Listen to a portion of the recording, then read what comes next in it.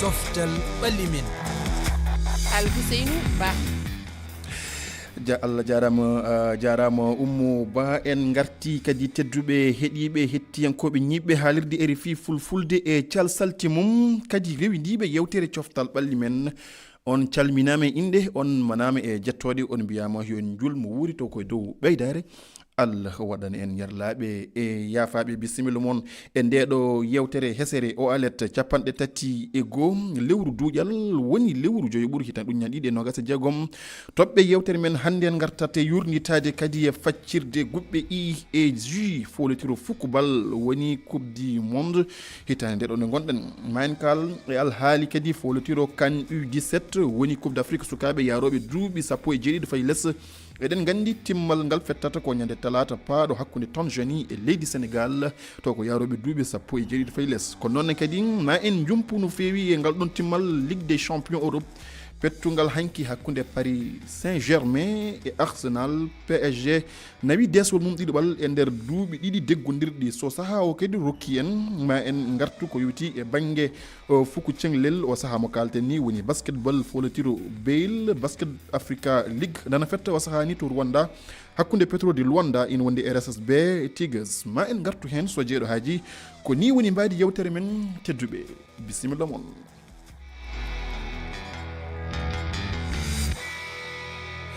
Jam woni e moon jam ñalli e moon hettiyankoɓe rewindiɓe RFI fulfulde no gowɗen wadde e alet kala eɗen jaɓɓo hoɓɓe men hono Yoro Mangara e Harouna Déme salminama wiyama julmo wuuri. Salmitama ceerno Alhusseinu eɗen calmina kala hettiɓe en eɗen mbiyaɓe juulenmo wuuri kamɓe fof ɓe julmo wuuri. Yoro Mangara toon to Paris la France Yoro min calminima. Mi salminima mi juurimama Alhusseinu mi salmini hettoɓe RFI fulfulde fof mbeɗo wiyaɓe julmo wuuri. kamɓe ne kadi ko noon tigui ɓe mbima juulemo wuuri an e Harouna Déme ko noon kadi en mbi julmo wuuri Oumar Mamadou Sow kewnoɗo joɗade ɗo gam ni ɗowde ndeɗo yewtere e Dieynaba Sow kewnoɗo yadude e meɗen mbiɗa sikki o saaha toɓe goni foof e ɓeno lumbo e tebbuli toon to Fouta Kumbaru. En gartat ha joni e yutti e banggue Ligue des champions Paris Saint-Germain ina heddi e dow Europe PSG heeɓi hanki kikiɗe polgu muɗum to woni ko polgu e ngal ɗon timmal Ligue des champions to Budapest wonno ko hakkude mabɓe e Arsenal ko ni woni ngol ɗo woni lawol mabɓe ɗiɗoɓol ko eɓe cuuta ngal ɗon desewal tawni ko e nder duuɓi ɗiɗi deggodirɗi hanki noon to Nouakchott yiɗɓe fukubal hewɓe e nder lamorgo ngoɗon Mauritanie kawri e nokku goto gam ni rewidade ngal ɗon potital timmal Ligue des champions. Oumar El Hadj Thiam ina tawano e mabɓe keɗoɗen jantore makko. guila e hojomaji gadanɗi ɗo e café Tunisie lamorgo Nouakchott wotere e nokkuji kawrital gam yebde timmal folotiro Ligue des champions ko yomre teska e JCB ɗo wamboɓe Paris Saint-Germain e yeeso ɗi écraji mawɗi kuli huli ina jiiye e jeese mabɓe kono kadi e hojomaji 65 penalty Ousmane Dembélé wayli kaɗon gonka jibini weltare mawde e nder ɓeeɗo yeeɓoɓe.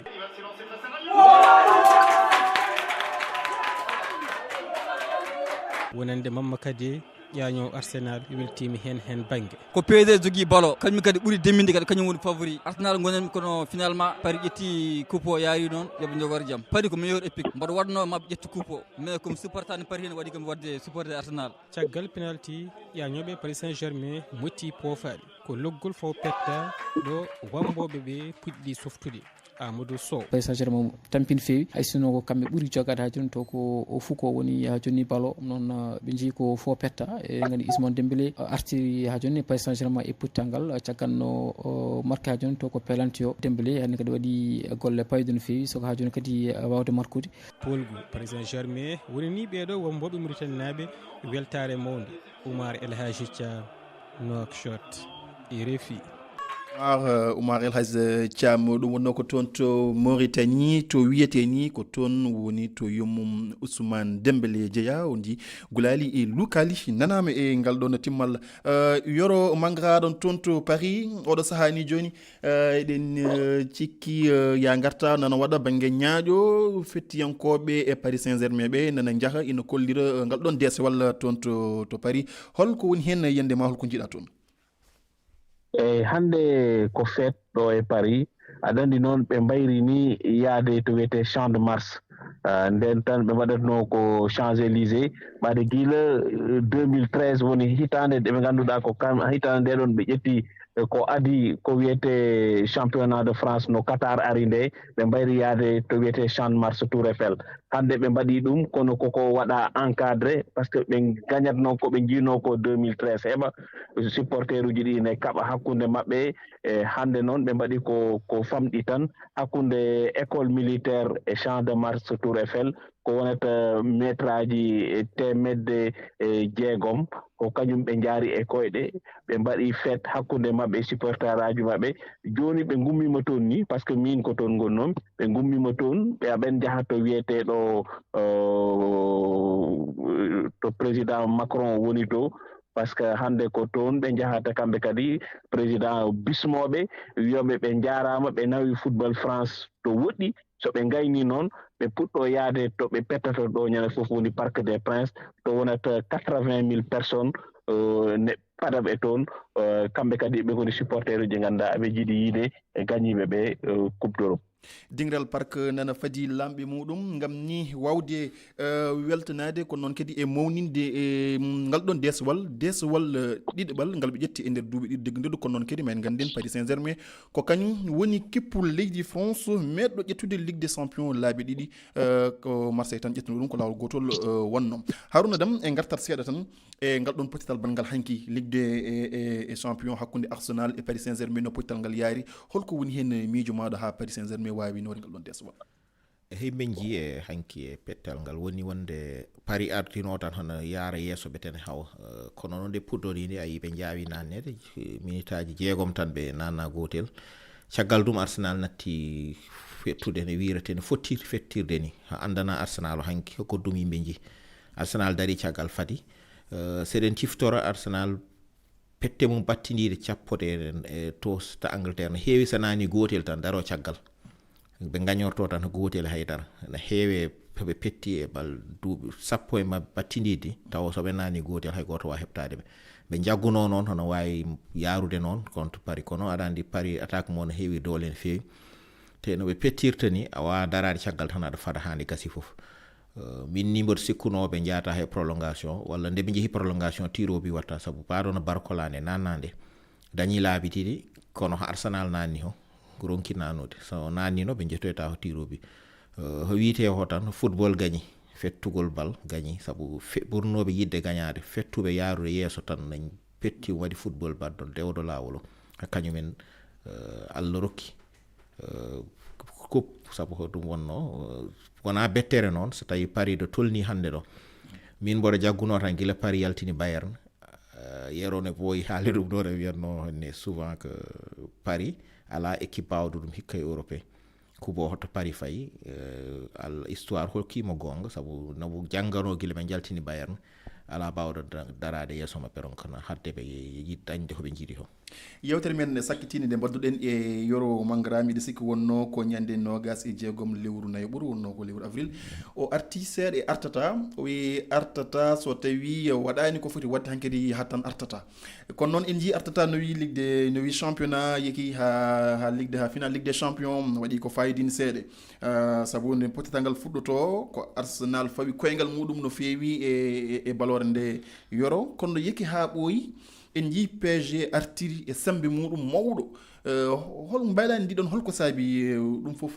wayli ha PSG wawi wontude e dow Arsenal aɗa andi Arsenal nden année 90 ɓe mbiyatnoɓe Angleterre ko boring Arsenal saɗa yeeɓa ɓe wayno jiɗɗo ɗanade ni ɓade haydara maɓɓe aɓe cuufi lamɗam Arsène Wenger ari itti ɗum aɓe ɓe mbiɓe kamɓe koɓe sukaɓe ɓe pettat no feewi kono ɓe gañotako sa ndaari rawane Paris Saint-Germain waɗi ɓe éliminé kono kamɓe ɓe kabdi no feewi e Paris Saint-Germain ɓe petti ɓe mbaɗi ko ɓe mbawi kono hikka ɓe ngar feccere idande e championnat o aɓe pettatno ɗo feewi ɓe pitti tan ɓe mbi joni ɓe pettata so ɓe nanni goto ɓe darato caggal eyyi ɓe gañima ko wiyete championnat Angleterre aɓe pettira noonu mais hanki min so tawi komi supporter Arsenal min mi weltotako ɓaɗa aɗa jogui fettoɓe ɓe gawɗa aɗa wawi dardade e Paris Saint-Germain nanna gotel tan mbiya a daroto caggal sa darima caggal a accidi balo e Paris Saint-Germain ɓooyi juuti maɓe nannuma but te ko ɗum heɓi hanki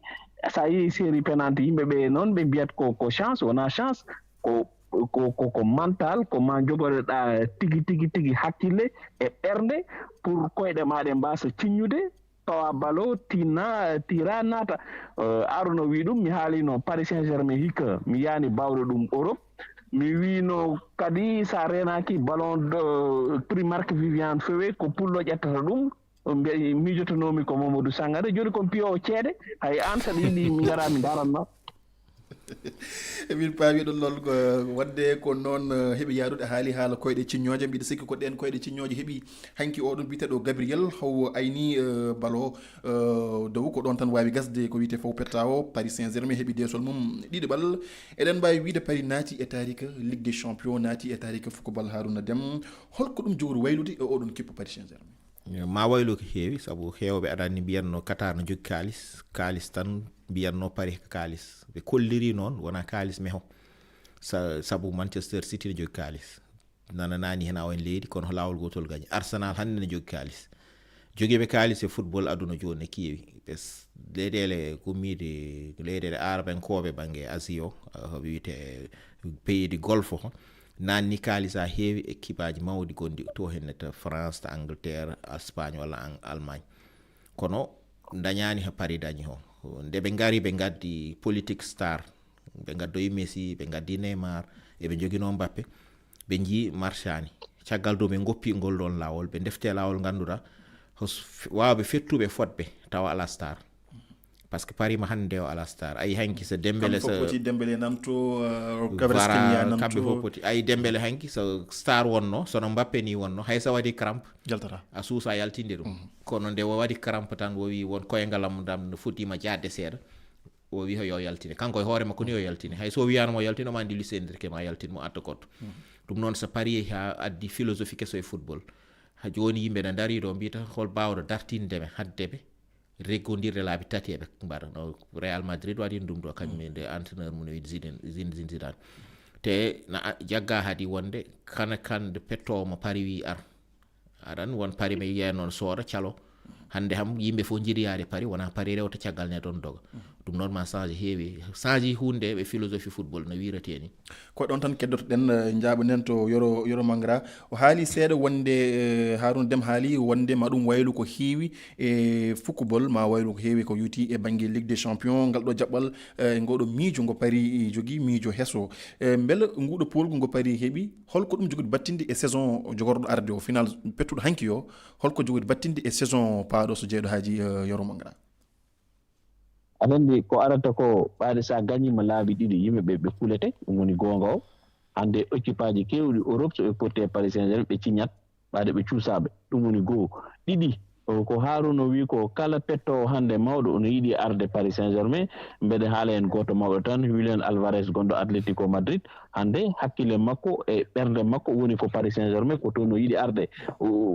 sa woni e équipe jañotoɗo a yiɗata yaade ndaara hande pettowo mbaɗo no Barcola so tawino ko goɗɗo équipe o woni o wiyata mi yahat ɓaade ɗo pettatmi ɗo tan ko so ɓe jeeyi haɓe mbari mbarudi ni mi ara min kadi mi ƴetta hen ko mbawmi mais mi wona mo ganduɗa soɓe mbarmini mbarodi tan kanko ne waro jokkita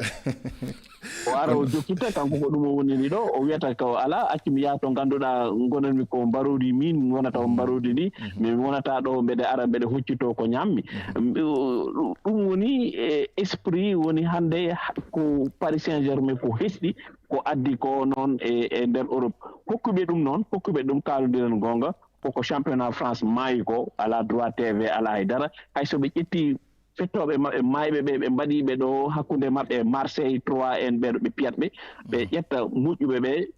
poftinaɓe pour so Ligue des Champions ari noon tigui en jawtat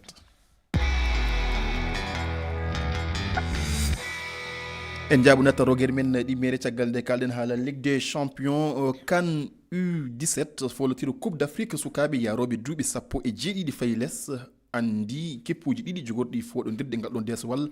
talata ɓaawo janngo ɗum jogori wodde so jeeɗo haaji ko hakkunde Tanzanie e Sénégal. Tanzanie ina jogori fettude timmal mum gadanal e nder taariku mum fukubal. Sénégal kañum ina fooɗano deswal mum caggal deswal ngal ɓe ƴetti e hitande ujunaje 2027. kono ko adi ɗum ɗon en gartat seeɗa tan e pottite ɗeɗon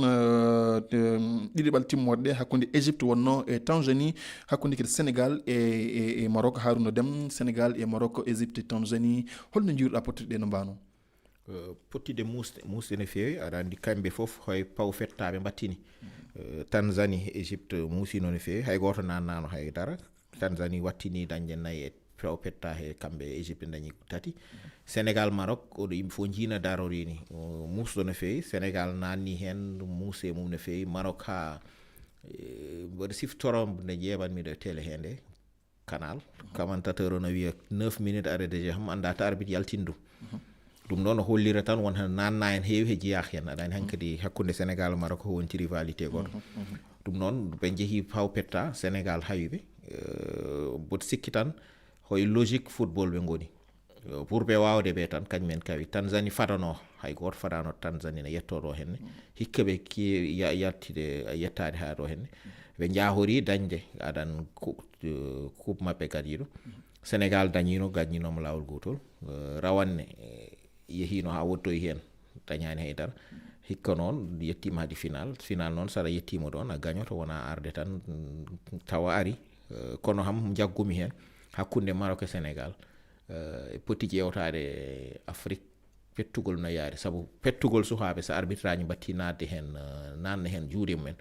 no hawni seeɗa no bonnata no feewi. hanke eɗen mbawi wiide fuɗɗima herƴude to banggue démocratie mabɓe walla ni banggue ha joni diplomatie. kono noon kadi banggue fukubal Tanzanie a haali Harouna Déme wonde waɗi ko hay goto sikkano. kono noon kadi Tanzanie heeɓi to hay goto sikkano nan fooɗono deswal muɗum gadanal ko wiyeti e banggue tariki muɗum fukubal. Yoro Mongra ko Sénégal noon ɓuuri habbede nawde ngal ɗo deswal ñande talata nde. Beele eɗen mbawi wiide Sénégal no foti rentade keppu Tanzanie walla ala sa yettima final ala équipe pamaro. sa yettima final ko match goto hay mo ganduɗa ko kañum heedi lesne wawi gagnade. Sénégal noon woni favori ɓaade sa daari ɗiɗo tati ɓennuɗi. Sénégal ƴetti goto, Maroc ƴetti goto, Sénégal ruttima final hikka nden Sénégal woni favori. Mais Tanzanie ko woni ko e nannude kalis e football e kokoyngel ɗiɗo duuɓi ɓennuɗe. goo woni kamɓe ƴetti organisation coupe d'Afrique aɓen nanna kalis kewɗo e nder championnat maɓɓe eɓe ƴetta fettoɓe ɓurɓe mawnude e nder Afrique. aɗan noon saɗa maha puɗɗotoɗa koye karawal ɓolal ko ɗum noon waɗi ɓe puɗɗiri sukaɓe maɓɓe jeehi final ɗum meeɗa hebde hay so ɓe piyama kadi aɓe gandine ɗo to ɓe goni ɗo e karawal ngal ɗon ɓe gawi ko ganduɗa ɗo e duuɓi 5 ma jur ma jibin hunde. ha joni mbiɗi sikki kadata tan koye fukubal tawɓe ko wiyete banggue silimaji meɗen dartaki waktu nana yaaha no fewi en jaaɓanat tan ko yewti e banggue coupe du monde hitande 2026 woni ko wiyete hono no mbaɗɗen e jawte men jawtuɗe ni hande kadi en cuɓoto guɓɓe ɗiɗi ɗe jumpaten e dow mumen. ɗen guɓɓe ko I e J. guɓɓal I woni toon ko France pettuɗo timmal folotiru coupe du monde jawtuɗo o ko noon kadi Sénégal cuuɗɗo deswal kan jawtuɗo o. to guɓɓal J woni toon ko leydi Argentine mo Lionel Andrés Messi nawɗo coupe du monde jawtuɗo o caggal polgu mum e dow leydi France. ina wondi kadi équipe Afrique goto on ko Algérie. holko fada e ɗeɗo guɓɓe ɗiɗi woni I e J? Mamadou Dionga Siba ina jaabano en. e ngal guɓal I ko France, Sénégal, Norvège e Irak woni ko hawti. e ngal guɓal ko leydi France e Sénégal woni ko ɓura habbede. wonno kippu faransi on hino wowti ngal kawrital fota. e tarika maggal leydi faransi naɓi desewal laabiji ɗiɗi, desewal kalise laabiji ɗiɗi e desewal bronze walla sila laabiji ɗiɗi kadi. e Sénégal kañum kadi fijay hikka kawrital mum nayaɓal coupe du monde e kawrite tati jokkodirɗe. ɗum ko gila ujunere e sappo sappo e jeetati e Sénégal fiji nayaɓal timmode e taarika kawrital ngal e o kippu Norvège kañum kadi fijay hikka kawrital mum nayaɓal ngal kono gila duuɓi noga e jeetati Norvège tawdaka e ngal kawrital e Irak kañum kadi heɓi duuɓi 40 ɓe fijali coupe du monde e ngal guɓal J ko Argentine, Algérie, Autriche e Jordanie woni ko etodiroyta e ko Argentine e Algérie ɓura hoolorede wano Argentine ko kamɓe naɓuɗo ngal desowal feƴƴungal eɓe fiji timma laabiji 5 ɓe fooli laabiji 3 e taarika coupe du monde. Algérie kañum tawdama laabiji 5 kono gila Brésil 2014 ɓe tawdaka kono Autriche yawnaki sabu hikka wonay kawrite 9 coupe du monde ɗeɓe fiji gila duuɓi 27 ɓe tawdaka kamɓe kadi e Jordanie kañum hino ari janngugol sabu ko kawrital maɓɓe aranal ngal ni e taarika coupe du monde. taari ko coupe du monde ko Jordanie wonata koye kawtal mum adanal wonata e garat tan ha joni ngal ɗon guɓɓal i toon to tawaten France e Sénégal hollama noon wonde e no Mamadou Diongasi haaliri ko ɗe diɗɗe ɗiɗi ɗeminama jaltu ko Sénégal e France. Harouna Deme holko woni hen yandema e oɗon groupe i? o haaliri noon ko mbaɗa sakki neɗon foti woppide hakkille Norvège hawɓe tato poododiro e place goto. Irak tan woni ma ala ɗon doole pour yaltude mboɗo jaggi heddiɓe tatoɓe France no wirini e Sénégal kono Norvège ne yimen poti woppude men hakkille en fewi sabu eɓe jogui équipe mawɗo oɗo garen en alande en so aɗa jogui ɗum e équipement ɓawɗo fo rentoma waɗa jaggi noon ham Sénégal no foti wade yaltude groupe e mbiɗa jigui gol namdal ngal dokkanmi on ɗo ko oɗon ndendata kono mi idiro yoro mangra ko hakkude ko pottital hakkude e France e Sénégal ko pottital padagal no fewi sanne e Sénégal ko laawol gotol ɓe meeɗi hawrude e taarika football foof no wowruno wonno ko hitan ujunaje 2002 Sénégal daño polgu e dow France duuɓi hande e nogas e nayyi caggal ɗum Sénégal ina jogori kadi fottidde e leydi France kono gueɗe kewɗe ina wayno mbaylima yoro mangara beele ina ɗaminama wano hitan ujunaje 2 woni 2002 walla ala? équipe France mo Sénégal fino 2002 mi tiiɗi ha maayi yimɓeɓe ɓe jeeji tat kamɓe ƴettino coupe du monde 98 ɓe ƴetti euro 2000 avant ɓe gara 2002 sa ƴettino nden Djibril Cissé meilleur buteur France, Henry meilleur buteur Angleterre, Trezeguet meilleur buteur Italie kono Sénégal fiiɓe o équipe France kadi gara o sa wi Dembélé, Olysée, Mbappé, a wi Désiré Doué, Barcola, danaka a wiyat ko ɓuuri moƴƴude Europe ko kamɓe jeeyi kono noon hakkunde mo ganduɗa kañum fawno koyɗe mum e becce ma ha no jeeyɗa hoore ma e hande a jeeyi hoore ma aɗa fotta e maɓɓe ɗum ɗon wonta gotum maɓe mbiye ko tawi jaɓɓunoɗa e beccam maɓe mbiye kadi a yi joni min jeeyi koye amen komin mawɓe weɓata e France weɓata kadi e Sénégal. ko noon Harouna weɓata e France weɓata e Sénégal ala weɓantaɓe surtout que Sénégal yiiɗi hew wattude rewde rewno rewino ɗo 2002 2026 ande efta ɗo fettoɓe Sénégal ko ɗum nangui mawniraɓe men banno ho kañum miñiraɓe gaari joni en watta way noon eyi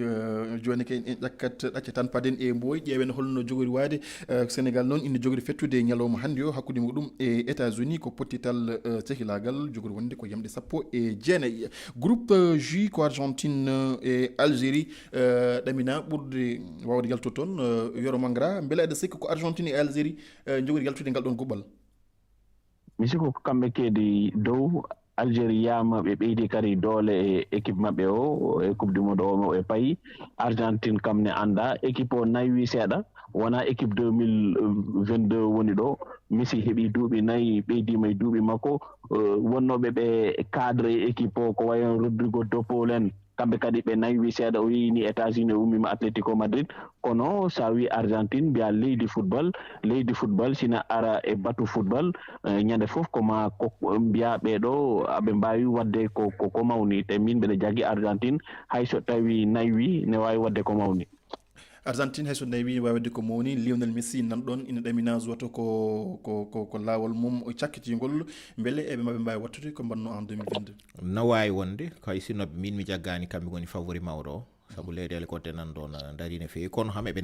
daari Algérie so wawi noon rento équipe Autriche o hay sinno kamɓe mbawi caggal Argentine woni favori o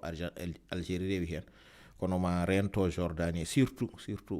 Autriche par ce que hen sahaju eɓe gadda no betta yimɓe. Aruna Demba Allah jarama a jarama en beltinimama no feewi yoromo ngara kedi toon to Paris la France an hoorema Allah jarama a jarama e jumpande en ɗeɗo toɓɓe ɗe mbaɗɗen on ɗiɗuɓe foof bandiraɓe musidɓe tedduɓe en gardi hen ha ɗo yewtere meɗen coftal ɓalli men hande kadi gasi ha ɗo ha alet paɗo so jeyɗo haaji ɗo e nden jamtu mon jamtu amen yo Allah ko rokku en wonde jaam.